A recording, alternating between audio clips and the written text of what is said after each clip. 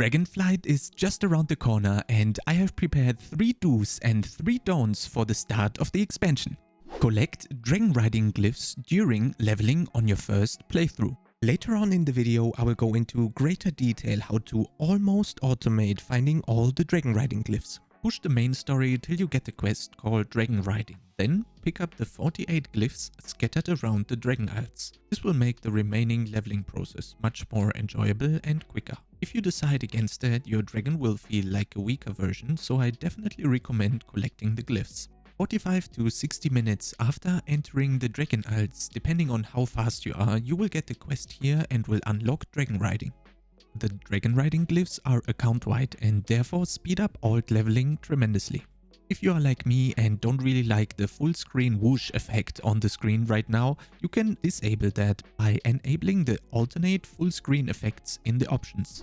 You should definitely focus on professions more than you did in Shadowlands. For example, I have never really grinded professions myself before in any expansion, but this time it's very necessary, and due to having talent points for your specializations on the professions, it actually looks like fun. Ideally, sync up with your guildmates and friends to profit of cheap work orders without fee, so that every specialization is covered and you have quick access to all the crafted items without being dependent on people outside of your guild.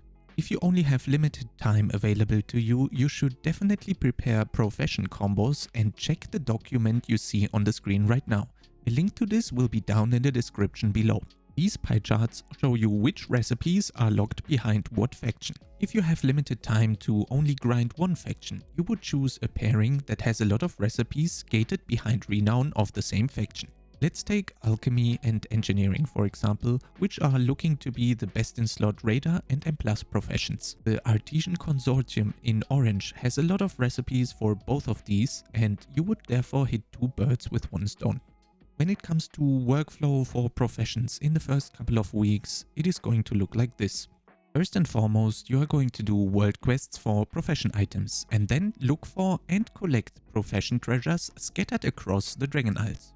After you are done with that, buy a research book made by a scribe on the auction house. You can use 1 research book per week.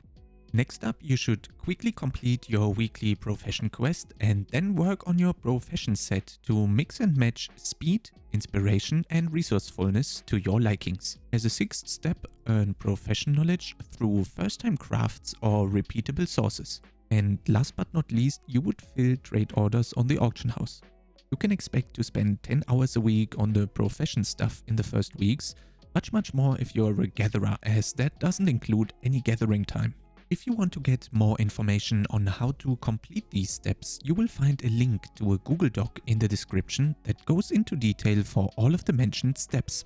You should definitely update all your add-ons and weak auras. Some very useful add-ons and weak auras are the following: TomTom and Macro Toolkit. You could install both these add-ons to simplify the collection of the dragon riding glyphs. For this to work, create 2 extended macros with Macro Toolkit and insert both macros you can find in the pastebin link down in the description below. Then, when you get the quest Dragon Riding, hit both macros at once and you will have an arrow pointing to the next glyph on your screen.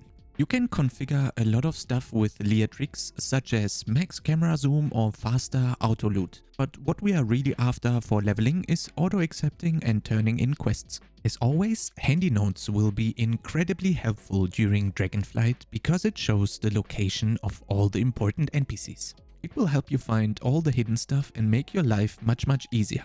Make sure to also install the Dragon Glyphs handy notes and the Valdrakken handy notes. When it comes to weak auras, you should definitely import this weak aura that helps you with dragon riding and learning the basics. Just as in Shadowlands, we already have a Dragonflight Dungeons weak aura that highlights important casts in dungeons and helps you learn the new dungeons quicker. There is also Funky's clickable raid buffs and temporary enchants. In the beginning of Dragonflight, you might be a bit overwhelmed with all the new consumables, so this weak aura will come in handy with reminding you of using certain consumables that you can pre-configure. Just as in Shadowlands, we will have the M+ automarker updated for Dragonflight Season 1. The automarker helps you with identifying important mobs and their crucial casts to interrupt. Again, something to help you learn the dungeons quicker and easier.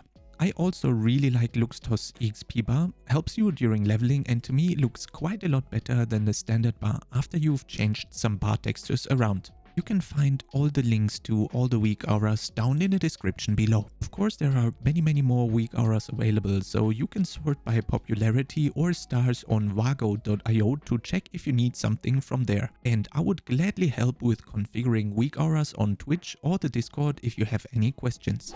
If you enjoyed the video so far and want to help me out tremendously, leave your favorite emoji down in the comments below, and now let's see what you shouldn't be doing at the start of Dragonflight. Definitely don't expect to clear 20s the first week of Mythic. Dungeons are not only scaled much harder but also completely new, so it will definitely take some time of getting used to. Also, since the scaling changed, a 20 in Dragonflight is comparable to a Shadowlands 22.5. The good thing though, a 20 in Dragonflight is going to reward 421 item level, which is mid-mythic item level. This would be boss 5 and 6 of Mythic. I am very curious how this change will be received by the community.